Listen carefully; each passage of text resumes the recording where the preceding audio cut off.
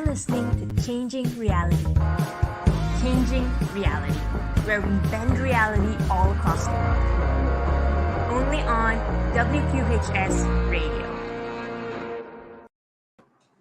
So, hi everyone, welcome all to our show, Changing Reality. For all of you who are joining us for the first time, where have you been all our lives? Thank you for coming. We're excited to have you with us on today's phenomenal episode. And for all of you who are returning as our audience, we appreciate you guys as always, and welcome back to another brilliant episode of Changing Reality. So for those of you who maybe aren't so sure what this show is all about, Changing Reality is a show that features phenomenal people from all walks of life, who are in essence changing their own reality. And through this show, we have the amazing opportunity to hang out and speak to all kinds of change makers, from social change makers, entrepreneurs, business owners, to even corporate executives, industry leaders, thought leaders, inspiring individuals from artists, musicians, and everyday people who are changing the world just by being their inspirational selves. And this is a show where we interview people from all across the globe, and many of them who have spent some time here on the Penn campus as well, to hear their inspiring stories of how they're able to craft their own paths, so that hopefully we can learn some cheat codes and shorten the learning curves that we face in our own journeys as well. And I wanted to do this show simply because I feel like there are so many people out there who do phenomenal things and make waves in the lives of those around them. And I'm passionate about uncovering these stories and learning how they're able to do so, because I truly believe that stories is what makes the world go around. To show you in a way how powerful stories have been in my journey and how much they've impacted my life, I actually personally founded and run a youth movement back at home in Malaysia, which is where I'm from, called Ascendance. And Ascendance today collaborates with not just our Malaysian Ministry of Education, but works with over 35,000 students, 28 countries, 900 over schools and communities to provide an alternative education platform for any student who wants to change their reality. So we work with students from elementary all the way up to college through various sessions, programs, experiential learning activities, and projects that help them discover their passion, get access to resources all across the world, from top C-suite executives to local change makers, and use those experiences to figure out more about themselves and what they love doing to craft careers that make them be able to live a holistic, happy, and successful life in a way. And we've been very fortunate over the last few years to, as I said, not only work with 35,000 over kids, but to help these students as young as 8 to 25 years old incubate their own social projects, social enterprises, and help everyday students begin to start living their dreams and changing their reality. And the foundation of all of that has been stories. It's been kind individuals who have taken their time out of their busy schedules, who have come out here to actually share their experiences, share the things that they've done, so that someone who maybe would have never heard someone like them before would be inspired, would get a little bit of insight on what they can do differently, and take the active step a little bit out of the traditional path into creating that world that they want. And that is how much I believe in stories. That's how much I've seen stories play a role in the work that I do, in the lives of so many other Gen Zs. And I hope today that this show is that same platform for all of you, so that through the stories you hear through the show, you are able to change your life for the better as well. And if you have any questions about it, or if you have any specific experiences you want to hear, any industries that you want to talk about, any ups and downs that you are going through, please do reach out. Let us know. You can comment down below. You can send us an email, and we'll try our very best to cover it through this show so that you can hopefully change your reality as well. And today's speaker is someone who I had the chance of speaking to once and was totally mind blown by her journey. And she's someone who I think has the ability to change our lives through her story as well. She's an executive with a brilliant set of experiences. She's an experienced and result-driven strategic sourcing and supplier diversity professional with an excellent contract management, negotiation, and communication skill set. And today, she's someone who is a change agent in developing and leading specific action plans for a sustainable supply diversity program by identifying opportunities for more inclusion in the supply chain, increasing diverse spend, while of course realizing cost savings. And as well, she's been assisting diverse businesses to build their capacities. She has learned her experiences and her time in multiple amazing organizations, from NBC Universal, Rutgers University, the Federal Reserve Bank of Philadelphia, and today serves as the Vice President and Senior Procurement Specialist at Bank of America. America. So without further ado, let's welcome our guest speaker today to our virtual stage. Hello. Hi, Harsha. How you doing? I'm great. Thank you so much for joining us. How is the beginning of the fall for you? Hopefully, you're not too sad that summer's gone by. Oh, yeah, it's a little sad, but I'm definitely ready for the fall. Fall is one of my favorite seasons. I love the crisp air, the fireplace and all that. So I really enjoy that. But the summer was good too, though. And thank you so Oh, much for having me. well, thank you so much for being on the show. As I said, we're nothing if not for the amazing people like you who have achieved so much success that we can't even imagine it, who've come back and now shared with us your experiences. And especially, I'm very excited to have you on the show because I think you were a Penn student who was in the Yes. LPS program, which I'm in the LPS program. So I'm so excited to Great. chat with someone with that similar set of experiences. And to be Sure. honest, I think, sorry, I'm go ahead. definitely happy to help at any time. Thank you, thank you. And one of the things that I really loved about you is that your journey has done so many amazing things in your role as an executive, and at the same time, you're such a strong parent. You're such a strong person in your community, and at the same time, you did all of this while balancing it and with your degree and with all the other things that's going on in your life.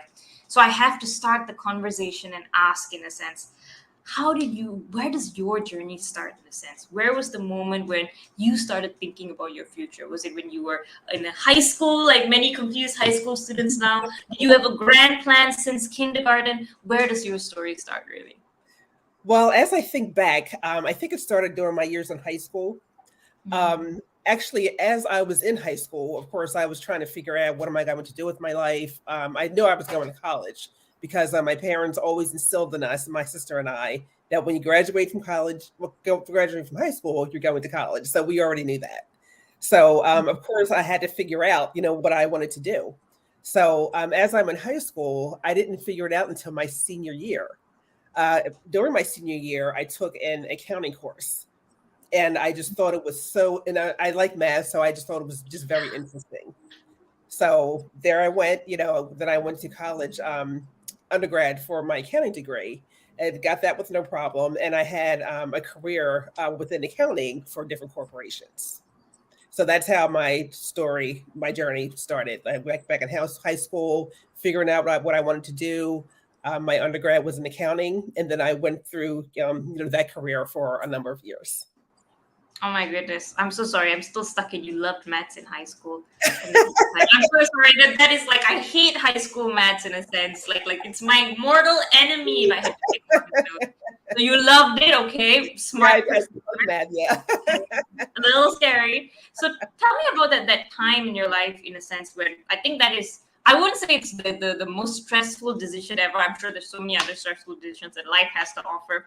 But when you're in high school, it does feel like the most stressful decision in a sense. Of course, exactly. I'm thinking like, what do I do next? Where do I go next, in a sense? Tell me a little bit about how that process was for you. You knew you liked maths. You knew that this was, okay, something that I loved.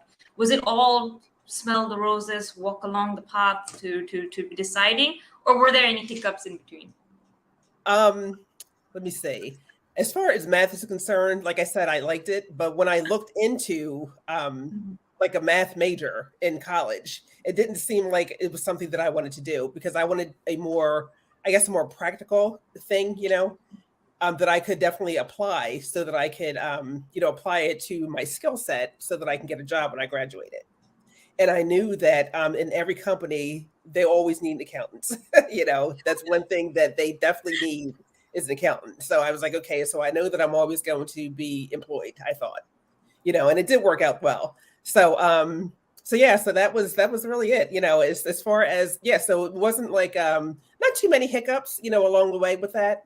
But when I got into, like I said, in high school during my senior year, that was the make or break. I was like, I have to figure it out. And luckily, I did like the accounting course that I took. So it just went on from there. All right. I think when we last spoke, you also mentioned that around that time, I think in college, you also had your first job working at a coffee shop. I think it's Melita Coffee or something like yes. that.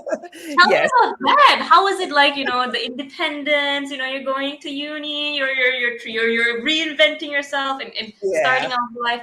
How was your first working experience like? Right. Well, actually, I can tell you this. My first 2 years of college, I went to the community college here in my town. So I went to the community college, and then after I graduated and got my associate's degree, I was able to seamlessly transfer all those credits to Rowan University so that I can get my 4-year degree.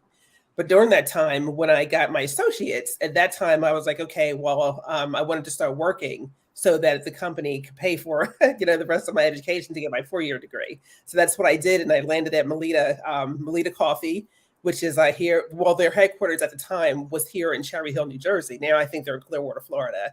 But anyway, so I did get a lot of experience there, and was able to continue my courses to get my degree at a little later time at Melita. So that was very interesting. And how is it like I love this because I feel like I'm someone who, as you can see, is a huge believer in work and study, just because it's more economically beneficial, and also at the same time it's more like you get to apply the things that you are learning. And accounting is something that is very robust to apply. It's something that I've heard. As you can see, I'm terrible at finance, but I've heard that it's something that really you can see the entire map of the company in the work that you do, in a sense.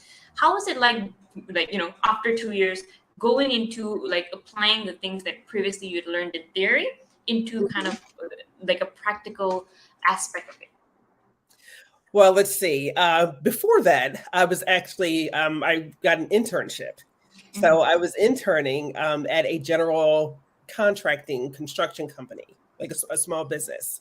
So I was basically helping out the head bookkeeper, if you will, to do the books for that.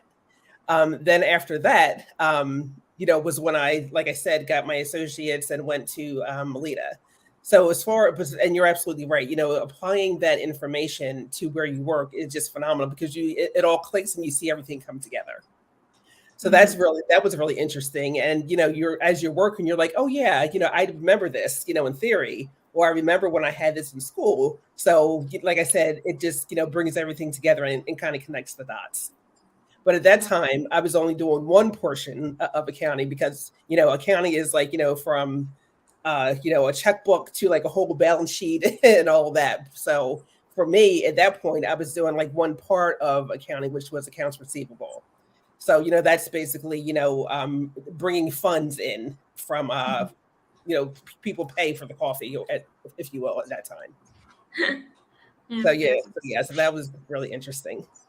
Yep. And I think you also transitioned after that into your role. I think you work in the accounting department of hospitals, right? Right. Mm-hmm. So that is very intriguing to me because, no offense to hospitals, but you never really think of them having an accounting department. That's not the first thing.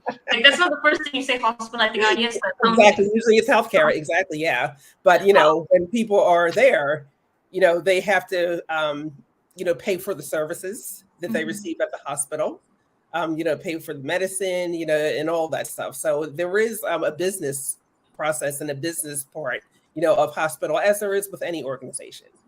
So from Melita, actually, then I went to Cooper Hospital, and I was there for a little while. So that was very interesting. And then I went from there to the University of Pennsylvania Hospital.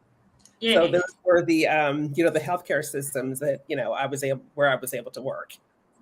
What is something we don't see behind the scenes of all of kind of the accounts and all of that, whether it's in an organization like Melita Coffee or in a hospital? What do you think is something that everyday people forget about the accounts department, or that you wish you could tell one thing about your role, back then, to every human being? What would it be? I learned something very early on in my career. Mm-hmm. When you're doing accounting within a corporation, you treat it as your own bank account, basically. So, whatever accounts that you're dealing with or whatever budget that you're dealing with, you treat it as it's your own. You go through the month, paying your mortgage, paying your cell phone bill, utilities, whatever, and all that. And of course, there's a process to that. You have to keep everything in order. So you have that same mentality as you would, with your work as you do with your own. Mm-hmm. So I think a lot of people miss that, but it's basically, the same thing because you're paying your bills and, keeping your house in order. So you do the same exact thing, with your job or, with your accounting that you're doing at your job.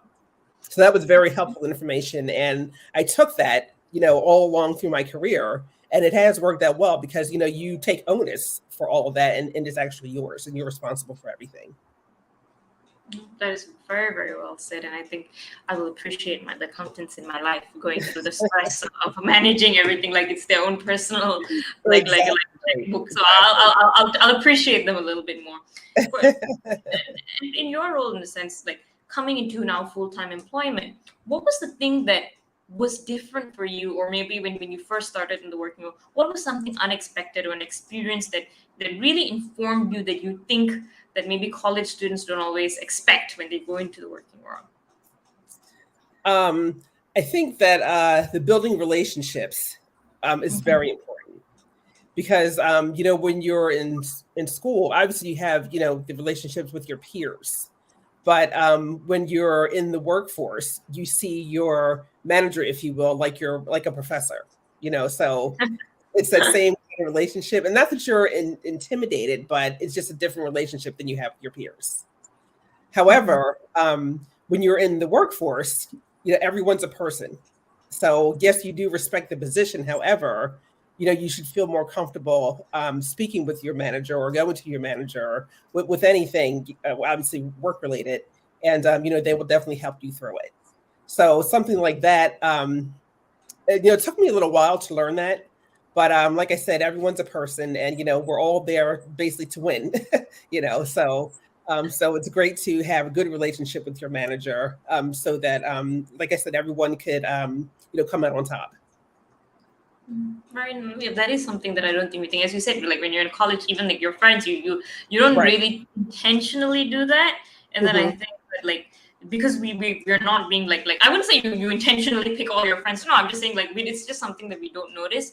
And I think sometimes that our brain kind of lags when we enter the workforce then, because we're not Yeah. kind of used to thinking about building these relationships. What helped you be able to maintain good relationships with the people around you, your peers, your colleagues? I think just having an open mind, because of course there are all kinds of personalities, and just having an open mind. Make sure that you do your best work. If you're having an issue with anything, definitely go to your manager, because like I said, they will definitely be able to help you through it. And if you need to speak to someone that you may not know, or there's some tension, again, your manager will be able to bridge those gaps for you.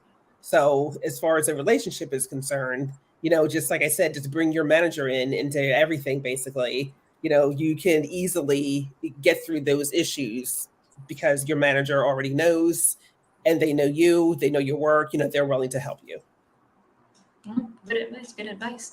And after your time, I think at number one, I think it was I'm sorry, the last one was the University of Pennsylvania Hospital. In a sense, you actually went on to become the finance manager at NBC, if I'm right.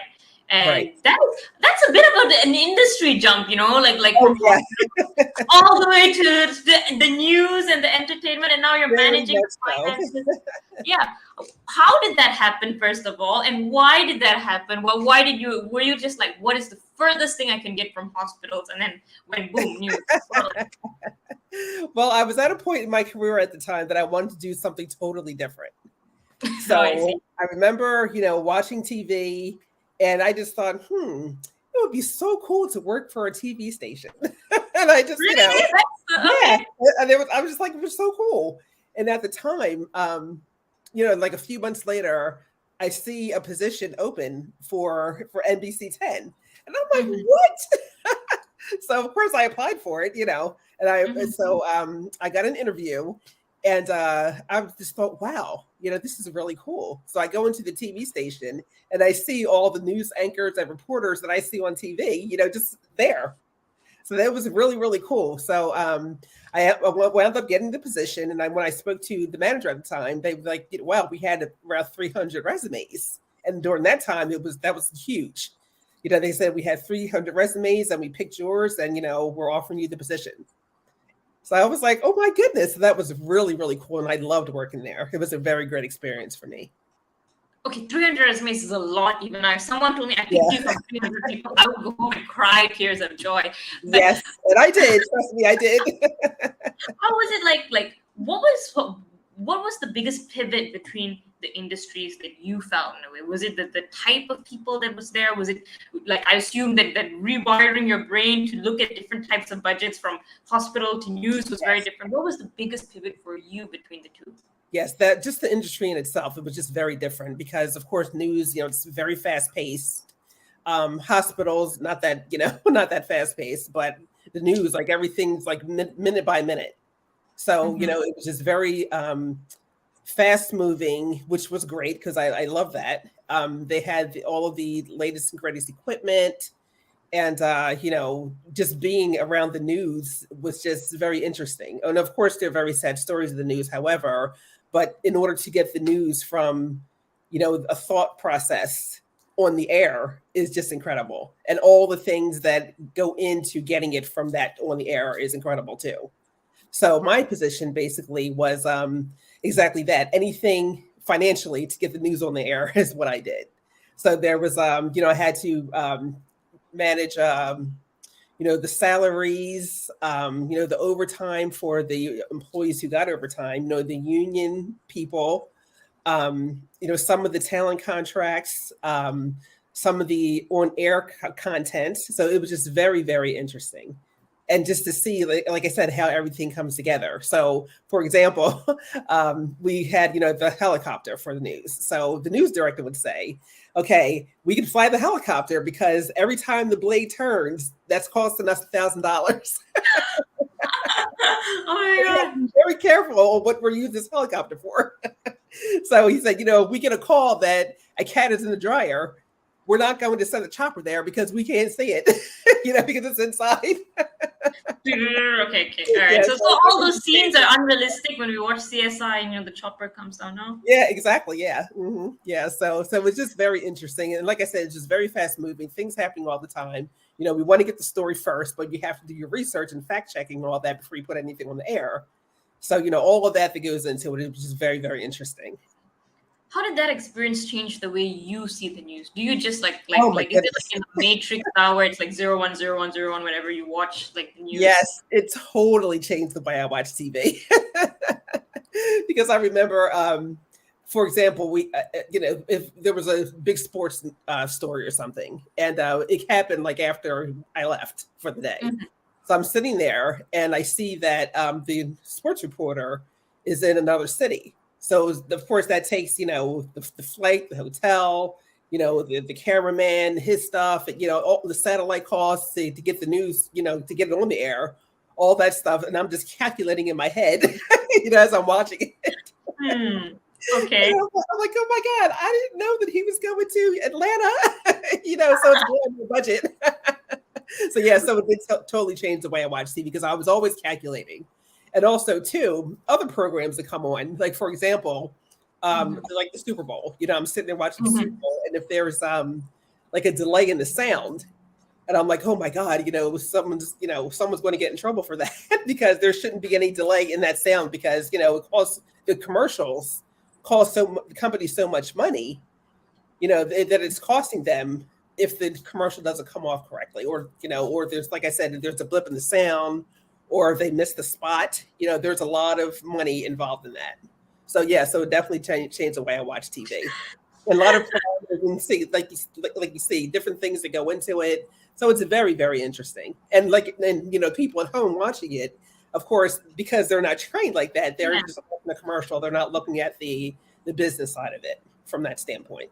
So it's technically almost ruined sports completely for you. We not so smart people are watching it just like, blip in the sound, and you're like, that's $10,000 down the drain. Oh no!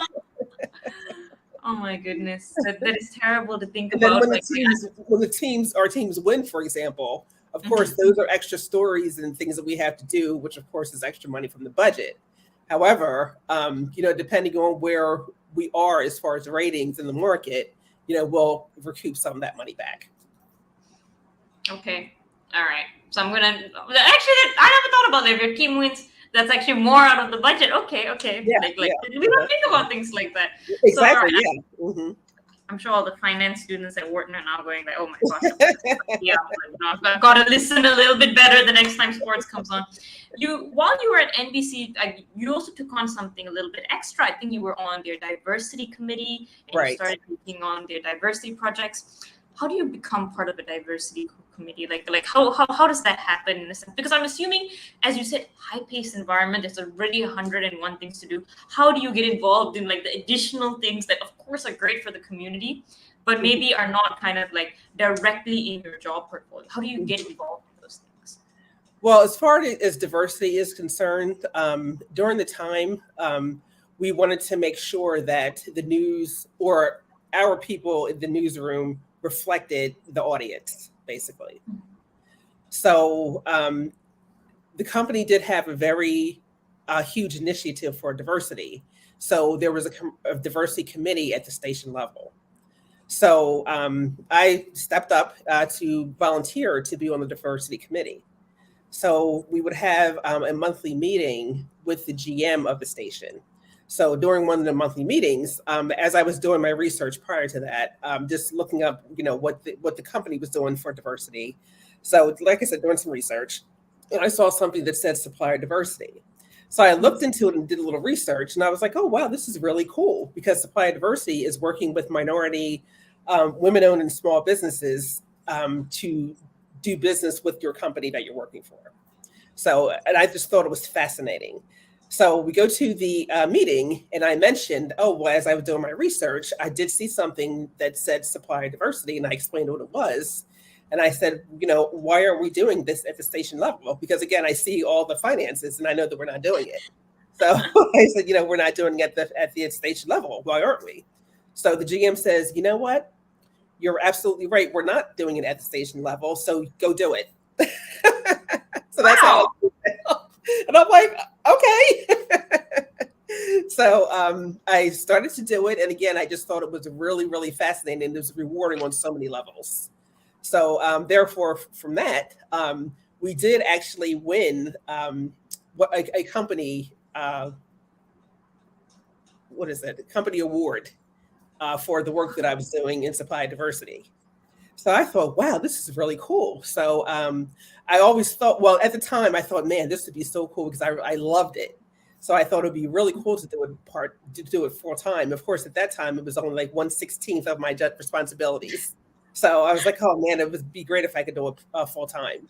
So I continued to, do that along with my other responsibilities. Then I had, then I had my child while I was there. Oh, the child, yeah. Yeah, so I had her, and the job, and it got a little bit too much for me, the work-life balance, because it came to a point where the only time I would see her during the day was when we were getting dressed for work. And I was like, oh my goodness, I miss my baby. I want to see my kid. I want to raise my child. So therefore, a picture of your adorable kid. Yeah. We understand now. Yeah, that's too cute to leave at home. Yeah. Thank you. So let's see. So I went from NBC to Rutgers University because they had an accounting position there, at their campus. So I went there, and during my time at Rutgers, when I first got there, I was doing financial reporting for the auxiliaries and eateries on the Camden campus in Camden, New Jersey, which is one of the satellite campuses. So I did that, and then about maybe a year or two later, the executive director for purchasing came down to introduce himself and his team. So we're all in the meeting, and he's telling us the new initiatives that he's rolling out for the university. So he says, oh, and by the way, I'm looking for a supplier diversity manager. I thought, no way. That is a no way situation. Oh my goodness. Yeah. Okay, yeah, continue. I'm sorry? No, continue. I'm just very interested. Yeah, go ahead. You say I'm looking for a supply diversity manager. I'm like, oh my goodness. So at the end of the meeting, of course, I didn't know him. So at the end of the meeting, I just waited around and I introduced myself to him. And I said, told him what I was doing at NBC with supply diversity. And I told him, I would love to talk to you about the position. So he goes, okay. So I go back to my office and I create like this whole pitch of how I would roll out supply diversity for the university-wide. And, I sent it to him and he immediately called me. Oh, this is great. We're going to get you in for an interview. So we did that in the interim of all that. Like maybe once a week, I would just send them like a little idea as far as like, again, they have what I would do to roll it out. So within maybe like a couple of months, then I was offered the position to be the supplier diversity manager for the entire university. And that was great. And I really, really liked that. That is mind blowing. Think about because I was like, it's right here in my face. I have to say something because I want it, It was like they said like, hey, universe, give me a sign, and then the universe is like, this is like, here's your sign in a sense. Like here's the thing. The name of this show is Changing Reality, and I love that this really fits to you in your sense. You literally changed your career. You crafted essentially a career for yourself just by speaking out, by going to the meetings, by being tuned in. Many people have meetings with their GMs and their executive directors who come in and say, this is what we're doing. Not many people walk away with amazing jobs and organization-wide roles.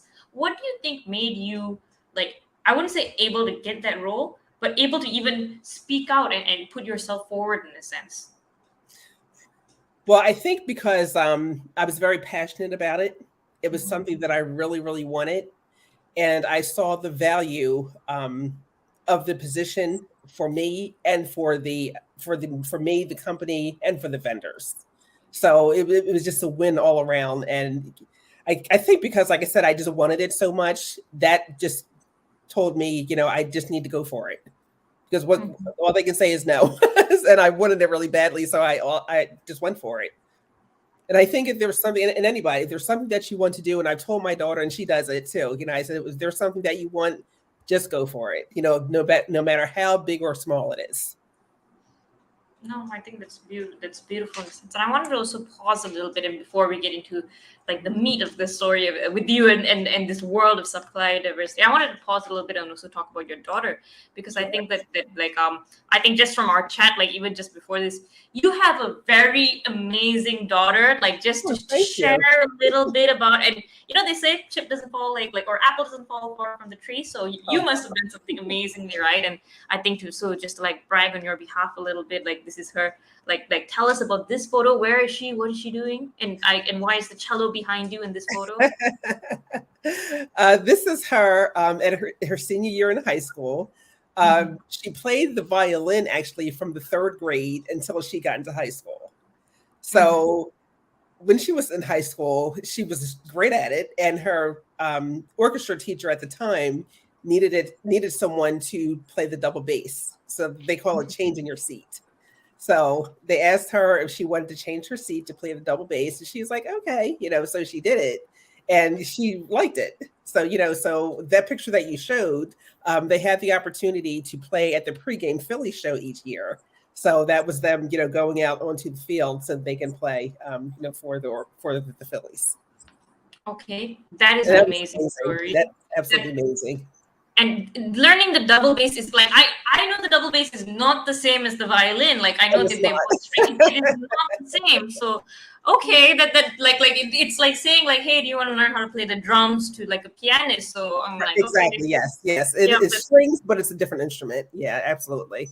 And actually, they got to do so many great things. Actually, they got to play at the Kennedy Center. And I thought, oh my goodness, the Kennedy Center. So that was really, really interesting. So of course, me and my mom, dad, my whole family went, to see her play. And it was just amazing. Amazing. Oh my goodness. And she's not just musically talented. I think this is the double bass one. Right. But I think we also have, her winning some awards here. Tell us about this. What's the story here? She and her team won the Gloucester County tennis tournament back in 2018. Wow. So that was incredible. She and her partner won first doubles. Then the second doubles team won second doubles. Then the singles player placed 3rd. So wow. Did anyone lose that year? They were just like, no, we're all gonna win this year. Yeah, the entire team won. So it was incredible. It was a really good time for the school and for us, obviously. So that was the actually first time in like 12 years or so that they were able to bring the big trophy back to the school, because every time a school wins, they take the big trophy to their school. So this is the first time in many years that we were able to have that trophy at our school. So it was really a big deal. Nope, nope. And this is, of course, the news article, one of many I heard that actually came out about Yes. that experience. Yeah. Why I wanted to bring these up was because someone, and this is very true in my life, I've seen this, and I think it's true with everyone in a way, is that the more your kid achieves, the more amazing things they do, the more headache the parent has behind the scenes and kind of coordinating everything and making sure Mm. everything goes smoothly. So it's like the kid shines, but the real superhero is the parent in a sense. And you have been very thoughtful about this. You swapped your job to spend more time with your kid. You obviously are a great role model for her. How Oh, do you thank think you. you were able to intentionally shape the person she is today? Was it through spending time with her? Was it through leading by example? How do you think your life, in a sense, has influenced her to achieve all of these amazing things? Well, I think it's all of it, all of what you said, because let's see, parenting, it's not easy, and Mhm. there is no book for parenting. However, of course, everybody does the best that they can. So for her, there were certain there's a certain way that I wanted her to grow up. Mhm. So, and I know what the opportunities were out there for her. So I just basically, worked with her and positioned her, for all the opportunities that were out there. So, as she was growing, of course, we tried different sports and we tried different things because I think exposure is the key to success because you have no idea, you don't know what you don't know. So when you expose people to certain things, they may like it, and they may run off with it and may put traject them to be successful in that certain thing. So you just never know, like what they could latch onto. So from those opportunities, or from exposing her to those opportunities, I think that opened her eyes, to different things to say, oh wow, yeah, I can do this, or I am interested in this. Let me take this and let me run with it. So, so yes, from that, and like you said, yes, it did take a lot of coordinating. And actually, too, I was a single parent doing all of it too, so it was a lot of coordinating. So I just had to make sure that we were at the right place, obviously at the right time. I had to make sure that I was organized in order to have her do whatever, because of course, as a parent, it's a child, so you basically have to coordinate everything. So, you have to make sure, you're home, with your kid to make sure that they're doing their homework if they need help, or just to talk to them to see where their heads are and just to, groom them and mold them. Absolutely brilliant said, and you said so many lovely things in there that I just needed a moment to dissect all of that. And starting with that bit you mentioned on exposure, that is so powerful. It's something that I've personally believed in. It's been so instrumental in my life. I Mhm. mentioned earlier the organization I run, Ascendance, and why I bring it up is because what we Right. do in essence is bring exposure and opportunities to kids who have never had the time and the Mhm. resource or even the thoughts to actually Right. explore, to try things out. And we work with village kids, rural kids, low income families, outskirts, Mhm. anyone who essentially who has never had the opportunity to try things out. And I think the moment they get to see what are the different opportunities out there, as you said, Exactly. it clicks. And for some kids, it clicks in Mhm. 6 months. For some Right. kids, it Mhm. clicks 3 years after exploring 10 different things. But just the ability to have the option to explore different things, I think builds character. It Mhm. matures the brain, and I think it also gives the opportunity for people to figure out what they love doing. Having Exactly. said that, leading to the second point, which again, kids are very, I would say, time-consuming creatures to raise, and there's so many things that they want to try. There's so many things that they can Right. try, and as a parent, like the time you have a limited amount of time. You seem to be a rock star at work, and you also seem to So be a rock star at home. How do you balance your time, and how do you think about dividing your time so that you have time for family, work, yourself? And I think you were doing all of this while pursuing your degree at Penn as well. So, like, how does that all work together? well, it was difficult, and it was difficult to juggle. As I was raising my daughter, of course I had to work the entire time. And the jobs are demanding. They are demanding. So, she was in before care, before she went to school, I would, take her to the before care. Then she would go to school all day, and then she was in aftercare because I worked. So, So that helped a lot. The before and after care did help. So, and my parents actually lived basically around the corner from us. So if they needed to go get her, if she got sick or whatever, if the school was let out early, they were there to help me, do that. So they were very, very instrumental with that, which I thank God for. Because I don't know how I would have done it without them. They were very, very helpful. So let's see. So she was in, doing her thing in school and before care and after care during the day. So that's, I was at work. So I just, worked and did what I had to do with work. But when I came home, of course, immediately when I picked her up when I picked her up, we immediately hit the door.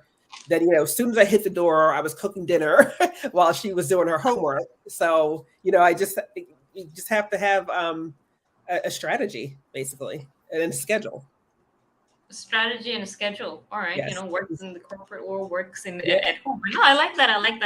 And I think like so many little photos of both of you bonding, like growing up, like with her and like seeing her, like I would say grow and as you mature. And I think you mentioned this was her high school graduation. Or? Well, no, actually this was when I was taking her to college. She was a freshman.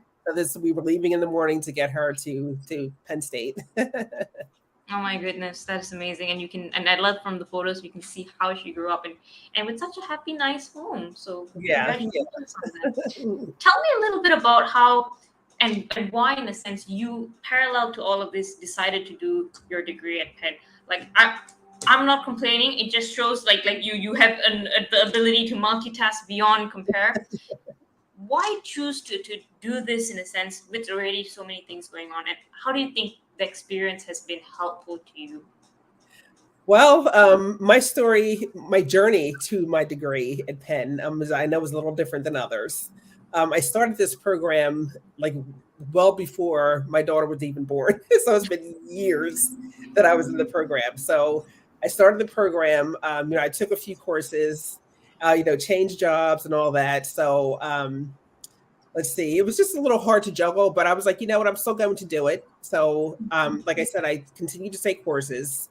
And then when I had my child, she was my main focus, like everything, it was nothing but her because, you have to raise your kid. So unfortunately, her dad and I divorced. And, so I just poured everything that I had into her to make sure that she grew up the way that I wanted her to, basically.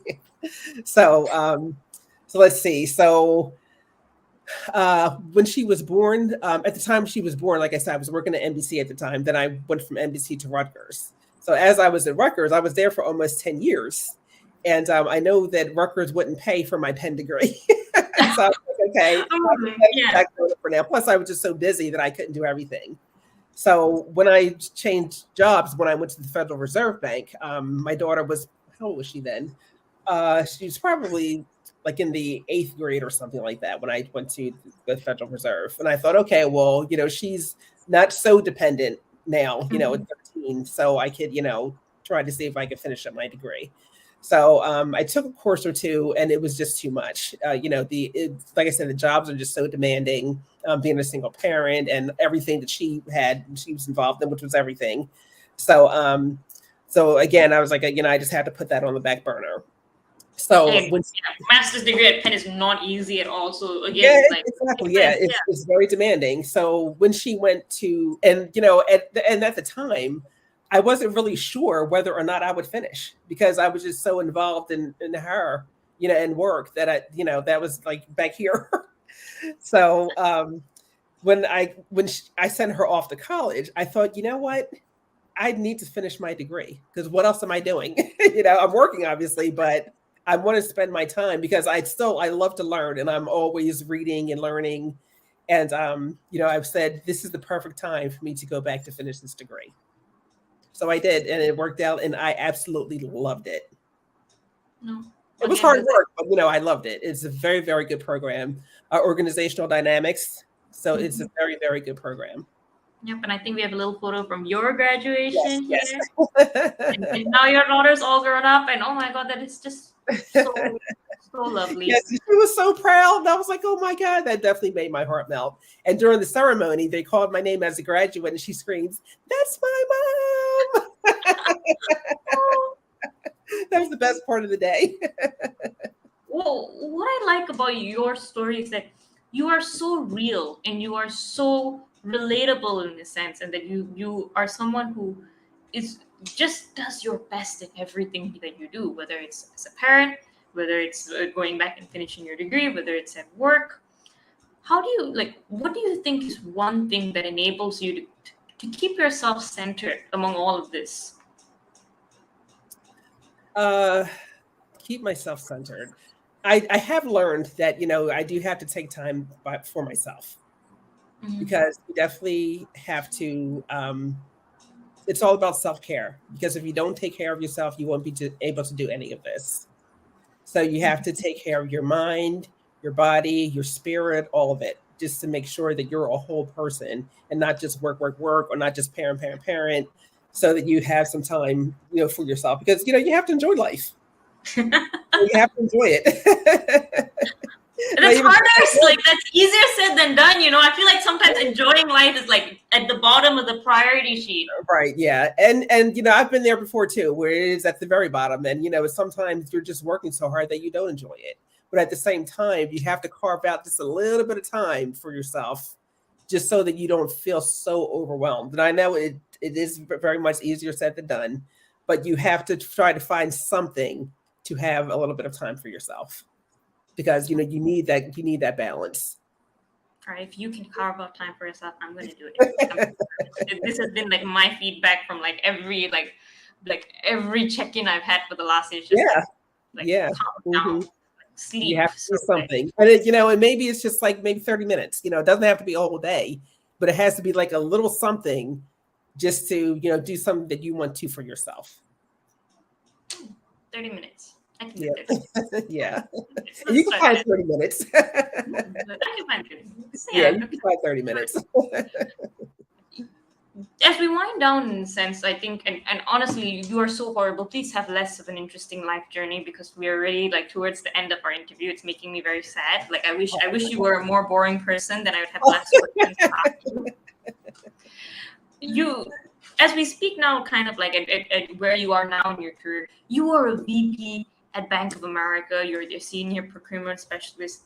Again, this is like what people set out for, and this is like the dream job in a sense for many people. I know for many of Yes. my And friends, it it's is. the dream job Mhm. and all that. Yeah. How do you get into this position, and and how is it like now that things are a little bit more settled, kids off to college, amazing job in a sense? How did we get here?